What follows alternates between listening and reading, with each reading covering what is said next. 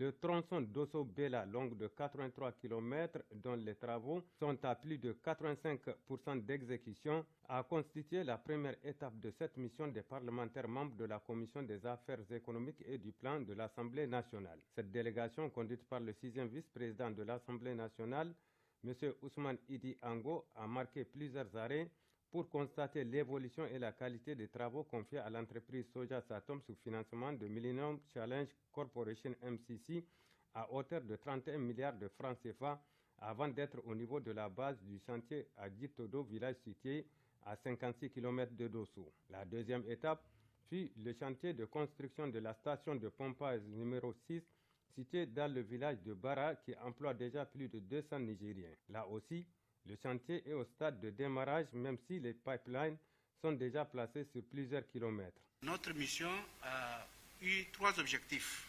Le premier, c'est l'évaluation des infrastructures routières.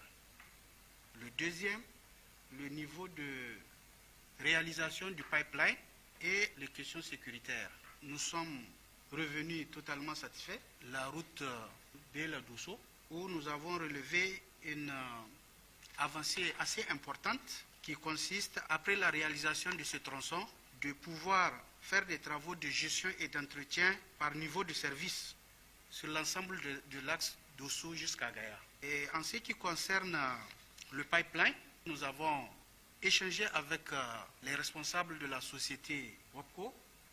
Les travaux vont être finalisés le plus tôt que prévu. On était sur la 6e station de pompage qui va être réalisée bientôt. Nous l'avons beaucoup apprécié parce que certainement le Niger va commencer à récolter les ressources pétrolières plus tôt que prévu. Cette mission conduite par le 6e vice-président de l'Assemblée nationale, M. Ousmane Idi Ango, était composée des députés Koroné Massani, Haja Amina Abdou Souna, du conseiller technique principal M. Moussa Abdou et de l'assistant Al-Husseini Ali, puis était accompagné par le secrétaire général adjoint de la région de Dosso, M. Azizou Halilou.